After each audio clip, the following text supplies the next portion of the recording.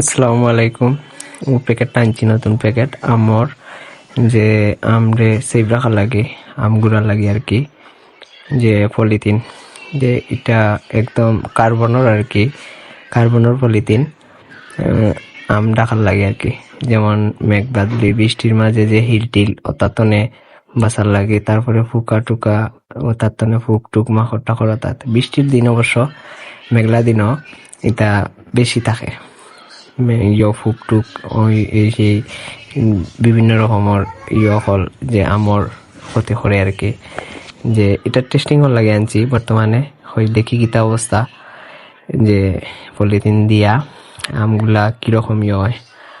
আর এটার আম গাছ এটা হইল গিয়া হাড়িভাঙ্গা, প্রচুর বড় হয় আর কি আমগুলা। আজকে টেস্টিং হল লাগি করলাম আর কি, টাই করিয়া দেখি কিতা অবস্থা। ওইল আমরার মেহনতি ইমরান, হেও ভিডিও করছে আমার করার কি একটা ছবি তুলতো। আর আম গাছে দেওয়া শেষ আমরা, দেখি আলহামদুলিল্লাহ।